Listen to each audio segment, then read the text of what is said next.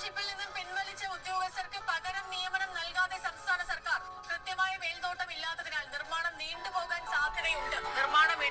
കൃത്യമായ മേൽനോട്ടം ഇല്ലാത്തതിനാൽ വയനാട് ടൗൺഷിപ്പ് എന്ന് പറയുന്ന ആ ഒരു സ്വപ്ന പദ്ധതി അല്ലെങ്കിൽ ആ ഒരു വലിയ സാമ്രാജ്യം പടുത്തുയർത്താനായിട്ട് ഇടതുപക്ഷ സർക്കാരും പിണറായി വിജയൻ്റെയൊക്കെ ഒരു കർക്കശ സ്വഭാവം കൊണ്ട് നിർമ്മിച്ചെടുത്തിരിക്കുന്ന ഒരു പദ്ധതി ഇനി ഉണ്ടാവില്ല എന്നാണ് മുഖ്യധാരാ മാധ്യമങ്ങളിൽ ഇന്ന് വന്നിരിക്കുന്ന റിപ്പോർട്ട് അല്ലെങ്കിൽ ഇന്ന് വന്നിരിക്കുന്ന വാർത്തകൾ.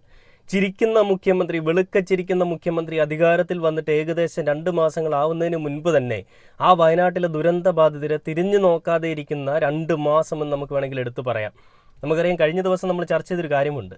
TVK എന്ന് പറയുന്നൊരു പാർട്ടി ഏകദേശം 1 വർഷം കൊണ്ട് മാത്രം നമ്മുടെ ഈ കേരളത്തിൽ പ്രചാരത്തിൽ വന്നിട്ട് ഏകദേശം 1 വർഷം കൊണ്ട് മാത്രം തമിഴ്നാട്ടിൽ പ്രചാരത്തിൽ വരികയും ആ 1 വർഷം കൊണ്ട് തന്നെ അവർ കൃത്യമായിട്ടുള്ള നടത്തിപ്പുകളും പല പ്രവർത്തനങ്ങളും ചെയ്തതിൻ്റെ ഫലമായിട്ട് വൻ വിജയം, വൻപിച്ച ഭൂരിപക്ഷം അവിടെ തുടർച്ചയായിട്ടിരിക്കുന്ന DMK എന്ന് പറയുന്ന പാർട്ടിയെ നിലംപരിശാക്കിക്കൊണ്ട് അവർ അധികാരത്തിൽ വന്ന് അധികാരവർഗമായിട്ട് ഇന്ന് TVK എന്ന് പറയുന്ന ഒരു party, Vijay CJ Joseph Vijay എന്ന് പറയുന്നൊരു മനുഷ്യൻ അവിടെ അധികാരത്തിൽ വരികയും അവിടെ വന്നതിന് ശേഷം അദ്ദേഹം ആദ്യം ചെയ്തൊരു കാര്യം എന്തെന്ന് വെച്ച് കഴിഞ്ഞാൽ കരൂർ ദുരന്തത്തിലുണ്ടായിരുന്ന 41 വീട്ടുകാർക്കും ആ വീട്ടിലുള്ള വിദ്യാഭ്യാസ യോഗ്യരായിട്ടുള്ള ആളുകൾക്ക് സർക്കാർ ജോലി കൊടുക്കുമെന്നാണ് പറഞ്ഞത്.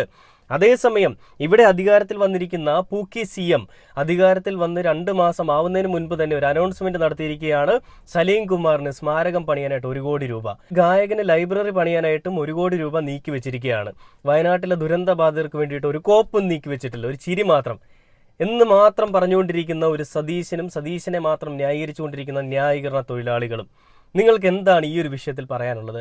ആ വയനാട്ടിലെ ആ പാവങ്ങൾ ഒരു രാത്രി അങ്ങോട്ട് ഇരുണ്ട് വെളുത്തപ്പോഴത്തേക്കും അവരുടെ കൺമുൻപിലുണ്ടായിരുന്ന, അവരുടെ കൂടെ ഉണ്ടായിരുന്ന ഉറ്റവരും ഉടയവരും എല്ലാം നഷ്ടപ്പെട്ട് കാൽച്ചുവട്ടിലെ മണ്ണ് പോലും പോയി ഒരു കുന്തവുമില്ലാതെ ഇന്ന് ജീവിച്ചിരിക്കുന്ന ആളുകൾ, ജീവശവമായിട്ടിരിക്കുന്ന ആളുകൾ, അവരുടെ പിച്ചച്ചട്ടിയിൽ നിന്ന് വരെ കൈയിട്ട് വരുന്ന നെറികെട്ട രാഷ്ട്രീയമാണോ നിങ്ങൾ മുന്നിലേക്ക് വെക്കുന്നത്? ജീർണിച്ച് കിടക്കുന്ന ശവത്തിനെ വീണ്ടും വീണ്ടും കൊത്തി തിന്നുകൊണ്ടിരിക്കുകയാണ് ഈ പറയുന്ന വലതുപക്ഷം എന്ന് പറയുകയാണെങ്കിൽ, ഞാനത് പറയുകയാണെങ്കിൽ നിങ്ങൾ എത്ര പേരെ അതിനെ തള്ളിക്കളയുന്ന കുറെ അടിമകൾ കാണും. അടിമകളെ നിങ്ങൾ ഈ വാർത്ത ഒരിക്കൽ കൂടി ഒന്ന് കണ്ടു നോക്കണം. അത് കണ്ടിട്ട് നമുക്ക് എന്തായാലും ബാക്കി കാര്യങ്ങളെ പറ്റി കൂടുതലായിട്ട് ചർച്ച ചെയ്യാം.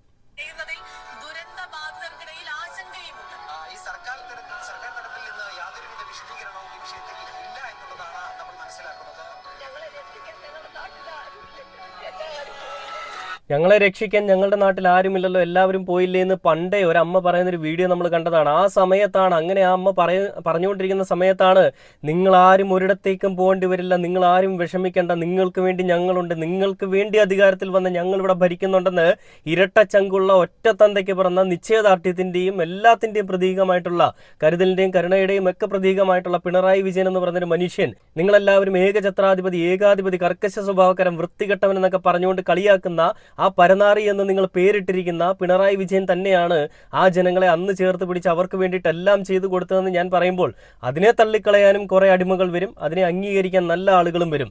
മനുഷ്യൻ എന്താണെന്ന് അറിയാവുന്ന, മനുഷ്യത്വം എന്താണെന്ന് അറിയാവുന്ന, മനുഷ്യ സ്നേഹങ്ങൾക്കും മനുഷ്യ ബന്ധങ്ങൾക്കും വില കൊടുക്കുന്ന ആളുകൾ അതിനെ ഒരിക്കലും തള്ളിക്കളയില്ല എന്ന് എനിക്ക് നന്നായിട്ട് അറിയാം. അപ്പോൾ പിണറായി വിജയൻ ഇവിടെ ഇരിക്കുന്നതായിരുന്നു ഏറ്റവും വലിയ പ്രശ്നമെന്ന് പറഞ്ഞുകൊണ്ട് പിണറായി വിരുദ്ധത പരത്താനായിട്ട് വലതുപക്ഷ മാധ്യമങ്ങളുടെ കൂട്ടുപിടിച്ചുകൊണ്ട് കളിച്ച കൊങ്ങികളുടെയും സംഘികളുടെയും ഒക്കെ കളികളൊക്കെ നമുക്കറിയാം. ഇന്ന് കേരളം കണ്ടുകൊണ്ടിരിക്കുകയാണ് ഇവന്മാർ ആര് തമ്മിലായിരുന്നു സഖ്യമെന്നും ആരൊക്കെ തമ്മിൽ ഏതൊക്കെ തരത്തിലുള്ള ഡീലുകളാണ് ഉണ്ടാക്കി വെച്ചിരിക്കുന്നതെന്നുമൊക്കെ. അദാനിക്ക് പോലും വിഴിഞ്ഞം ഹാർബർ വിറ്റ അല്ലെങ്കിൽ കേരളത്തിനെ വിറ്റുകൊണ്ടിരിക്കുന്ന നമ്മുടെ പൂക്കി CM ഇത് പറയുമ്പോൾ എന്നെ മെഴുകാനായിട്ട്, എനിക്കെതിരെ പറയാനായിട്ട് കുറെ അടിമകൾ വരും. അടിമകളെ നമ്മൾ വസ്തുതകൾ മാത്രം നിരത്തിയാണ് സംസാരിക്കുന്നത്. അങ്ങനെ സംസാരിക്കുമ്പോൾ നിന്റെയൊക്കെ കയ്യിൽ തെളിവുകൾ സഹിതം എന്തെങ്കിലും പറയാനുണ്ടെങ്കിൽ അതൊരു സ്റ്റേറ്റ്മെന്റ് ആക്കിക്കൊണ്ട് വന്ന ഒരു വീഡിയോ ചെയ്യുകയാണെന്നുണ്ടെങ്കിൽ ഞാൻ അംഗീകരിക്കാം, പിണറായി വിജയനാണ് തെറ്റ്, നിങ്ങളാണ് ശരിയെന്നുള്ളത്. അതില്ലാത്ത പക്ഷം ഏതോ മുഖമില്ലാത്ത അക്കൗണ്ടുകളിൽ കയറി ഇരുന്നുകൊണ്ട് തന്തയ്ക്ക് പ്രക്കാഴിക പറയാൻ മാത്രമാണ് കമന്റ് ബോക്സിൽ വരുന്നതെങ്കിൽ ഒരിക്കലും അംഗീകരിക്കില്ല. അത് വെറും തന്തയില്ലായ്മയാണെന്ന് തന്നെ തുറന്ന് പറഞ്ഞുകൊണ്ടേയിരിക്കും. ഇത് പറയുമ്പോൾ വലിയ പ്രശ്നങ്ങളൊക്കെ ആയിരിക്കും. എന്ത് തന്നെയാണെന്നുണ്ടെങ്കിൽ പറയാനുള്ളത് ഏതവൻ്റെ മുഖത്ത് നോക്കി പറയും. അങ്ങനെയാണ് ഞാൻ പഠിച്ചിട്ടുള്ളത്. അപ്പോൾ വയനാട്ടിലെ ജനങ്ങൾ അവർ വോട്ട് മാറ്റി കുത്തിയതിൻ്റെ ഫലമായിട്ട് തന്നെ അവർക്ക് കിട്ടിയിരിക്കുന്ന 8ന്റെ പണി എന്ന് തന്നെ തുറന്ന് പറയണം. നമ്മൾ കഴിഞ്ഞ ദിവസം പലപ്പോഴായിട്ട് നമ്മൾ പറഞ്ഞിട്ടുണ്ട്, വയനാട്ടിലെ ജനങ്ങൾ കാണിച്ച നന്ദികേടിനും നെറുകേടിനും അവർ തന്നെ അനുഭവിച്ചുകൊണ്ടിരിക്കുകയാണെന്നുള്ളത്. ഈ ഒരു കാര്യത്തിലും എനിക്ക് അത് തന്നെയാണ് വീണ്ടും വീണ്ടും എടുത്ത് പറയാനുള്ളത്. ആ ജനങ്ങൾ കാണിച്ചിരിക്കുന്ന നന്ദികേടിനും നെറുകേടിനും അവർ അനുഭവിച്ചുകൊണ്ടിരിക്കുന്ന ഏറ്റവും വലിയ ദുർഘടമായിട്ടുള്ളൊരു അവസ്ഥ, അല്ല അവരനുഭവിച്ചുകൊണ്ടിരിക്കുന്ന ഏറ്റവും മോശപ്പെട്ടൊരു സാഹചര്യമാണ് ഇന്ന് ഈ കാണുന്നത്. അവർക്ക് വികസന മാറ്റം വേണമെന്ന് പറഞ്ഞുകൊണ്ട് ഊരാളുങ്കലിലെ ആളുകൾ തന്നെ ഇലക്ഷൻ വന്ന സമയത്ത് വോട്ട് മാറ്റി T സിദ്ദിഖ് എന്ന് പറയുന്ന ഒരു മനുഷ്യനെ വിജയിപ്പിച്ചു വിട്ടു. ആ T സിദ്ദിഖ് എന്തെങ്കിലും ഒരു ഒരു അക്ഷരം ഈ ഒരു വിഷയത്തിൽ പ്രതികരിക്കുന്നതായിട്ട് നിങ്ങൾ ആരെങ്കിലും കാണുന്നുണ്ടോ? ഞാൻ കണ്ടത് ഞങ്ങൾ കിണർ പണിതിട്ടുണ്ട്, അവിടെ കിണറിന്റെ പണി കഴിഞ്ഞു, ഞങ്ങൾക്ക് കുറച്ച് കാലതാമസം ഉണ്ടായി, എന്നാൽ അത് ഇനിയും വെച്ച് പൊറുപ്പിക്കില്ല, ഏകദേശം ഒരാഴ്ചകൾക്കകത്ത് ഞങ്ങൾ പണിയെടുക്കും, പണി നൽകും, പണിഞ്ഞ് കൊടുക്കുമെന്നാണ് കഴിഞ്ഞ ഏപ്രിൽ സമയത്ത്, മെയ് സമയത്ത് ഈ ടി സിദ്ദിഖ് എന്ന് പറഞ്ഞൊരു നേതാവ് പറഞ്ഞത്. ഇത് പറഞ്ഞിട്ട് ഇപ്പോൾ വീണ്ടും ഒരു മാസം കഴിഞ്ഞിരിക്കുകയാണ്. നേതാക്കന്മാരെ, എവിടെയാണ് നിങ്ങൾ പണി ചെയ്ത് കൊടുക്കുമെന്ന് പറയുന്ന വീടുകൾ? അവർക്ക് കയറി താമസിക്കാൻ വീടുകളാണ് വേണ്ടത്, അല്ലാതെ കോരി കുടിക്കാൻ വെള്ളമല്ല. ഈ വെള്ളം കാരണം തന്നെയാണ് അവരുടെ എല്ലാ ജീവിത സൗകര്യങ്ങളും നഷ്ടപ്പെട്ടത്. അപ്പോൾ നിങ്ങൾ വീണ്ടും വെള്ളം നിറയ്ക്കാനായിട്ട് ഒരു കിണർ പണിത് കൊടുക്കുന്നു. ആകെ പണിത് വെച്ചിരിക്കുന്ന ഒരു കിണറാണ് ആ ഏക്കർ കണക്കിന് സ്ഥലത്ത്.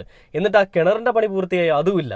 ഒരു കോപ്പും ചെയ്യാൻ സാധിക്കാതെ വെറും കഴിവുകേട് കൊണ്ട് മാത്രം വിജയിച്ചു വന്നിരിക്കുന്ന വെറും കഴിവുകെട്ടൊരു ഭരണകൂടമെന്ന് എനിക്കിനെ പറയാനുള്ളൂ. അതിരൂക്ഷമായിട്ട് തന്നെ ഞാൻ വിമർശിക്കുകയാണ്. കേസ് വന്നാലും എന്ത് വന്നാലും പറയാനുള്ളത് ഏതവന്റെ മുഖത്ത് നോക്കിയാൽ പറയുമെന്നുള്ളത് ഞാൻ വീണ്ടും പറയുകയാണ്. അപ്പോൾ ഈ ഒരു വിഷയത്തിൽ മുൻപ് നമ്മുടെ വി.ഡി. സതീശൻ എന്ന് പറയുന്ന ഇന്നത്തെ ചിരിക്കുന്ന മുഖ്യമന്ത്രി പ്രതിപക്ഷ നേതാവായിട്ടിരിക്കുന്ന സമയത്ത്, അതായത് ഫെബ്രുവരി 19-ാം തീയതി ഇദ്ദേഹം ഒരു പരാമർശം നടത്തുകയുണ്ടായി. ഞങ്ങൾ വെച്ച് കൊടുക്കാമെന്ന് പറഞ്ഞ വീടുകൾ 400 വീടുകളുണ്ട്, 400 വീടുകളിൽ 100 വീടുകൾ ഈ പറയുന്ന യൂത്ത് ലീഗ് വെച്ച് കൊടുക്കും, അതേപോലെ തന്നെ ബാക്കി 100 വീടുകൾ ഞങ്ങളുടെ രാഹുൽ ഗാന്ധി വെച്ച് കൊടുക്കും, പിന്നെ 100 വീടുകൾ വയനാടിന് വേണ്ടി ചെയ്യാമെന്ന് പറഞ്ഞ വീടുകളുടെ പണി ഏകദേശം സ്റ്റാർട്ട് ചെയ്യാൻ പോവുകയാണ്, രൂപരേഖ തയ്യാറാക്കുകയാണ്, സ്ഥലമെല്ലാം ഏറ്റെടുത്ത് കഴിഞ്ഞിട്ടുണ്ടെന്നൊക്കെ പറഞ്ഞിട്ടൊരു മെഴുകലുണ്ടായിരുന്നു. ഇപ്പോൾ ഏകദേശം 115 അല്ല 130 ദിവസമായിട്ടുണ്ട് ഈ വീടിന്റെ നിർമ്മാണം തുടങ്ങി ഇവർ പറയാൻ തുടങ്ങിയിട്ട്. ഇതുവരെയും ഒരു കോപ്പും ഉണ്ടായിട്ടില്ലെന്നേ. എന്തായാലും ഞാൻ ഒരു വീഡിയോ നിങ്ങളെ കാണിച്ചു തരാം. ഞങ്ങള് പ്രഖ്യാപിച്ച പല കാര്യങ്ങളും ചെയ്ത്, ഒന്ന് രാഹുൽ ഗാന്ധി ഇടപെട്ട് കർണാടക ഗവൺമെന്റിനെ കൊണ്ട് ചെയ്യിപ്പിച്ച 100 വീടുകളുടെ പണം കൈമാറി. ഒന്ന് ലീഗ് പ്രഖ്യാപിച്ച 100 വീടുകളുടെ സ്ഥലം ഏറ്റെടുത്ത് നിർമ്മാണ പ്രവർത്തനം തുടങ്ങി. അപ്പൊ 200 വീടായി, ആകെ 400 വീടേ. ഇനി ഞങ്ങളുടെ സ്ഥലം കിട്ടാൻ അടുത്ത ആഴ്ച ഞങ്ങളുടെ രജിസ്ട്രേഷൻ ആണ് സ്ഥലത്തിന്റെ. ആ രജിസ്ട്രേഷൻ കഴിഞ്ഞാൽ ഉടൻ തന്നെ 10 ദിവസത്തിനുള്ളിൽ പ്ലാൻ അംഗീകരിച്ച് ഞങ്ങളുടെ നിർമ്മാണ പ്രവർത്തനം ഞങ്ങൾ തുടങ്ങും. അപ്പൊ 300 വീടാവും. അപ്പൊ ആകെ 400 വീടേ നിർമ്മിക്കേണ്ടേ ഉള്ളൂ. അപ്പൊ 300 വീട് നിർമ്മിക്കുന്നത് UDF ആയിട്ട് ബന്ധപ്പെട്ട് കോൺഗ്രസുമായിട്ട് ബന്ധപ്പെട്ടാണെന്ന് മനസ്സിലാക്കിയാൽ മതി. ഞങ്ങള് പ്രഖ്യാപിച്ച പല ഇതാണ് ഞങ്ങളുടെ പ്ലാൻ എന്നാണ് വി.ഡി. സതീശൻ അന്ന് ഈ അധികാരത്തിൽ വരുന്നതിന് 2 മാസങ്ങൾക്ക് മുൻപ് എടുത്തു പറഞ്ഞൊരു കാര്യം. ഈ പറഞ്ഞതിൽ എന്തെങ്കിലും ഒരു കാര്യങ്ങൾ നടപ്പിലാക്കാനായിട്ട് സാധിച്ചിട്ടുണ്ടോ സതീശൻ ജി എന്ന് ഞാൻ എടുത്തു ചോദിക്കുകയാണെന്നുണ്ടെങ്കിൽ, ഏതെങ്കിലും അടിമകൾക്ക് അതിന് ഉത്തരം തരാൻ സാധിക്കുമെങ്കിൽ മാത്രം കമന്റ് ബോക്സിൽ വന്ന് കിടന്ന് മെഴുക. അല്ലാത്ത പക്ഷം കുറച്ചങ്ങോട്ട് മാറി നിൽക്കും മകനെ. നിങ്ങൾക്ക് ഓടാൻ വേണ്ടിയിട്ടുള്ള പുത്തിരിക്കണ്ടം മൈതാനവും അതേപോലെയുള്ള നിങ്ങളുടെ ഏതെങ്കിലും മൈതാനം വീടിനടുത്തുണ്ടെങ്കിൽ പോയി 2 റൗണ്ട് ഓടിയിട്ട് വരൂ. എന്താണ് വസ്തുത, എന്താണ് സത്യം, എന്താണ് കാര്യമെന്ന് മനസ്സിലാക്കാതെ വെറും മുഖമില്ലാത്ത അക്കൗണ്ടുകളിൽ കൂടി മാത്രം വന്നിരുന്നുകൊണ്ട് അപരാധം പറയാമെന്നാണ് നീക്ക് വിചാരിക്കുന്നതെങ്കിൽ അതിവിടെ നടക്കില്ല. അതിന് നിങ്ങൾക്കൊക്കെ വേറെ പ്ലാറ്റ്ഫോം കാണും, അവിടെ പോയിട്ട് മെഴുകുക, അല്ലെങ്കിൽ സ്വന്തം വീട്ടിലിരുന്ന് മെഴുകുക. ഇവിടെ എല്ലാം മെഴുകേണ്ടത് എൻ്റെ പൊന്ന് സതീശനാദികളെ ഞാൻ ചോദിക്കുന്നത്, നിങ്ങൾ വെച്ച് കൊടുക്കാമെന്ന് പറഞ്ഞ 100 വീടുകളെ പറ്റിയോ, നിങ്ങൾ വെച്ച് കൊടുക്കാമെന്ന് പറഞ്ഞ 200 വീടുകളെ പറ്റിയോ, നിങ്ങൾ കൊടുക്കാമെന്ന് പറഞ്ഞ പണത്തിനെ പറ്റിയോ ഒന്നുമല്ല. നിങ്ങൾ ഇടതുപക്ഷ സർക്കാർ ഇവിടെ പൂർത്തിയാക്കാനായിട്ട് വെച്ചിട്ട് പോയ, ഇടതുപക്ഷ സർക്കാർ ഇവിടെ ചെയ്തുകൊണ്ടിരുന്ന ആ ഒരു പദ്ധതിക്കിടയിൽ ഒരു മാറ്റം വന്നു, ഭരണമാറ്റം വന്നു. അവർ ഈ ഭരണത്തിൽ നിന്ന് തോറ്റിറങ്ങി പോകേണ്ടി വന്നു. അങ്ങനെ പോയ സമയത്ത് എന്താണോ അവർ ചെയ്തു വെച്ചുകൊണ്ടിരുന്നത്, ആ ചെയ്തു വെച്ചുകൊണ്ടിരുന്നതിൻ്റെ കണ്ടിന്യൂറ്റി അല്ലെങ്കിൽ അതിൻ്റെ ബാക്കി എന്തുകൊണ്ട് ഏറ്റെടുത്ത് ചെയ്യുന്നില്ല എന്നുള്ളൊരൊറ്റ ചോദ്യമേ ഞാൻ ചോദിക്കുന്നുള്ളൂ. നിങ്ങളിപ്പോൾ പുതിയതായിട്ട് ചെയ്യാൻ പോകുന്നതിൻ്റെ അത്രയും ചെലവുകൾ, അത്രയും കോടികളുടെ ചെലവുകൾ ഈ ഒരു കാര്യത്തിൽ വരില്ല എന്നുള്ളതാണല്ലോ നിങ്ങളുടെ പ്രശ്നം. പുതിയതായിട്ടൊരു സ്ഥലം എടുത്ത് വീട് വെച്ച് കൊടുക്കുമ്പോൾ അതിൽ കൂടി കോടികളുടെ പണം അങ്ങോട്ട് ഒഴുക്കാം, അതിൽ നിന്ന് കോടികൾ ഞങ്ങൾക്കൊരു ഞങ്ങളുടെ പോക്കറ്റിലേക്ക് കുത്തി നിറയ്ക്കാം എന്നാണ് നിങ്ങളുടെ ചിന്താഗതിയെങ്കിൽ, നിങ്ങൾ ഒരിക്കലും വയനാട് ടൗൺഷിപ്പ് ഇപ്പോൾ ഇടതുപക്ഷ സർക്കാർ എവിടെ വരെ എത്തിച്ചു വെച്ചിട്ടുണ്ടോ അതിൻ്റെ ബാക്കിയായിട്ട് ചെയ്യാനായിട്ട് മുന്നിലേക്ക് നിൽക്കില്ല. ഇതാണ് ഏറ്റവും വലിയൊരു കാര്യം. കൈയിട്ട് വാരാൻ പറ്റുന്നത് ഒന്നേ നിവർക്ക് തുടങ്ങി വെക്കുകയാണെങ്കിൽ മാത്രമേ പറ്റുള്ളൂ. ഇപ്പോൾ ലൈഫ് മിഷൻ എന്തുകൊണ്ടാണ് നിർത്തിയത്? ക്ഷേമ പെൻഷൻ എന്തുകൊണ്ടാണ് നിർത്തിയത്? ലൈഫ് മിഷൻ നിർത്തിയത്, ലൈഫ് മിഷൻ എന്ന് പറയുന്നൊരു പദ്ധതി വേണ്ടെന്ന് വെച്ചിട്ട് ഉമ്മൻചാണ്ടി സർക്കാരിൻ്റെ ഒരു ആവാസ് യോജന എന്ന് പറയുന്നൊരു പദ്ധതി ഉണ്ടാക്കിക്കൊണ്ട് അതിൽ കൂടി വീട് വെച്ച് നൽകാമെന്നാണ് ഇവർ പ്ലാൻ ചെയ്തിരിക്കുന്നത്. അതിൽ കൂടിയും നല്ലൊരു ലാഭം, കൊള്ള ലാഭം കൊയ്യാമെന്നുള്ള സതീശനാദികളുടെ ട്രിക്ക് മോദിജി പറഞ്ഞു കൊടുത്തതിൻ്റെ ഫലമായിട്ടായിരിക്കണം ഈ ഒരു ട്രിക്ക് ഇവിടെ പ്രയോഗിക്കുന്നത്. അപ്പോൾ അതെല്ലാവർക്കും ക്ലിയർ ആയിട്ടുണ്ടല്ലോ എന്താണ് നടക്കുന്നതെന്നുള്ളത്. അതേപോലെ തന്നെയാണ് ആ പാവങ്ങളുടെ എല്ലാം ഇല്ലായ്മ ചെയ്യാൻ വേണ്ടിയിട്ട്, ആ പാവങ്ങളെ വെറും തെരുവിലേക്ക് ഇറക്കി വിടാൻ വേണ്ടിയിട്ട് ഇവന്മാർ കളിക്കുന്ന വൃത്തികെട്ട രാഷ്ട്രീയം, നെറികെട്ട രാഷ്ട്രീയം എന്നേ എനിക്ക് പറയാനുള്ളൂ. അപ്പോൾ ഈ വയനാട് ടൗൺഷിപ്പിൽ ഇടതുപക്ഷ സർക്കാരിൻ്റെ വീടിൻ്റെ പണികൾ ഏകദേശം ഒക്കെ പൂർത്തിയായി വരുന്നുവെന്നും വീടുകളിലേക്ക് കയറി താമസിക്കാൻ സാധിക്കുന്നില്ല എന്നും വലതുപക്ഷ മാധ്യമങ്ങളിൽ പലയിടങ്ങളിൽ നമ്മൾ ആ സമയത്ത്, അതായത് പിണറായി വിജയൻ ഇവിടെ നമ്മൾ ഭരണത്തിൽ ഇരിക്കുന്ന സമയത്ത് നമ്മൾ കണ്ടിരുന്നതാണ് ന്യൂസ്. ആ സമയത്ത് തന്നെ പെണ്ണുപിടിയനായിട്ടുള്ള രാഹുൽ മാങ്കൂട്ടം വലിയൊരു പരാമർശമായിട്ട് വരികയുണ്ടായി. വീടുകൾ എവിടെ, ഞങ്ങൾ വെച്ച് കൊടുക്കാമെന്ന് പറഞ്ഞ വീടുകൾ ഞങ്ങൾ ഉടനെ വെച്ച് കൊടുക്കും എന്നൊക്കെ പറഞ്ഞുകൊണ്ട് പണ്ടത്തെ വീഡിയോയും ഇന്ന് ഈ ഒരു സമയങ്ങളിൽ പ്രതികരിക്കുന്ന ഒരു വീഡിയോയും ഒക്കെ ഞാൻ കാണാനിടയുണ്ട്. അപ്പോൾ ആ ഒരു വീഡിയോ ഞാൻ എന്തായാലും നിങ്ങളെ കാണിച്ചു തരാം. ആ മെഴുകളൊന്ന് കണ്ടുപോകാം. ഒരു അവകാശം ഇല്ലാത്തവനാണ് പറയുന്നതെന്ന് ഓർക്കണം, കണ്ടുപോകാം. ഇതൊരു തിരഞ്ഞെടുപ്പിന്റെ കാലം, ഒരുപാട് ചോദ്യങ്ങൾ ഉയരുന്ന കാലം. ആ ചോദ്യങ്ങളിൽ ഏറ്റവും മുഴങ്ങി കേൾക്കുന്ന ചോദ്യം വീടെവിടെ എന്ന ചോദ്യമാണ്. ആദ്യഘട്ടമായി 30 വീടുകൾ ഇതന്നാ സമയത്ത് രാഹുൽ പറഞ്ഞാണ്. സംസ്ഥാന കമ്മിറ്റി നിർമ്മിച്ചു നൽകുവാൻ തീരുമാനിക്കുകയാണ്. ഏറ്റവും മുഴങ്ങി കേൾക്കുന്ന ചോദ്യം വീടെവിടെ എന്ന ചോദ്യമാണ്. ഞങ്ങൾ നിർമ്മിച്ചു നൽകുമെന്ന് പറഞ്ഞ വീടുകൾ 6 മാസത്തിനുള്ളിൽ എന്നിട്ട് 50 വീടുകളിലേക്ക് മാറുന്ന ആളുകൾക്ക് ആവശ്യമായിട്ടുള്ള വീട്ടു സാധനങ്ങൾ നൽകി ആ വീടുകൾ ഒരുക്കുവാൻ യൂത്ത് കോൺഗ്രസ് സംസ്ഥാന കമ്മിറ്റി തീരുമാനിച്ചു. സംസ്ഥാന സർക്കാർ ചോദിക്കുന്നുണ്ട് ഏത് വിദ്യാഭ്യാസമായാലും ആ വിദ്യാഭ്യാസത്തിന്റെ ചെലവ് യൂത്ത് കോൺഗ്രസ് സംസ്ഥാന കമ്മിറ്റി ഏറ്റെടുക്കുകയാണ്. മുഖ്യമന്ത്രി ചോദിക്കുന്നുണ്ട് 3 പ്രഖ്യാപനങ്ങൾ, അത് സമയബന്ധിതമായി തന്നെ പൂർത്തീകരിക്കുവാനായിട്ടുള്ള ശ്രമങ്ങളുമായിട്ടാണ് നമ്മൾ മുന്നോട്ട് പോകുന്നത്. സൈബർ സ്പേസ് ചോദിക്കുന്നുണ്ട്, ചില മാധ്യമങ്ങൾ ചോദിക്കുന്നുണ്ട്. മിനിമം ഒരു കല്ലെങ്കിലും ഇടണ്ടേ? കല്ല് പോയിട്ട് യൂത്ത് കോൺഗ്രസിന്റെ പൊട്ടി പോലും കാണാനില്ല. വീടെവിടെ? ന്യായമായ ചോദ്യമാണ്. പാവങ്ങളുടെ പേരിൽ പിരിച്ചെടുത്ത പണം എന്തു ചെയ്തു ആർക്കറിയാം? ചോദിക്കാനാണെങ്കിൽ ഇപ്പോൾ അധ്യക്ഷനുമില്ല. ഡിവൈഎഫ്ഐ 100 വീട് നിർമ്മിച്ചു നൽകിയത്, ഡിവൈഎഫ്ഐ നിർമ്മിച്ചു നൽകിയ 100 വീട്ടിൽ ഒരു വീട് നിങ്ങൾ കാണിച്ചില്ല. ഒരു വീട് പിരിച്ച പണത്തിന്റെ കണക്ക് പാർട്ടി പ്രവർത്തകർക്കെങ്കിലും ബോധ്യപ്പെട്ടു. സംസ്ഥാന സർക്കാർ ഇന്ന് വരെ നിർമ്മിച്ചു കൊടുത്ത ഒറ്റ വീടിന്റെ കാര്യം നിങ്ങൾക്ക് പറഞ്ഞു തരാൻ പറ്റുമോ? ഓരോ തവണയും മാധ്യമങ്ങൾക്ക് മുന്നിൽ എത്തിയപ്പോൾ ഡിവൈഎഫ്ഐ പ്രഖ്യാപിച്ച വീട് എവിടെയാണെന്ന് പരിഹാസത്തോടെ രാഹുൽ മാങ്കൂട്ടത്തിൽ ചോദിച്ചിരുന്നു.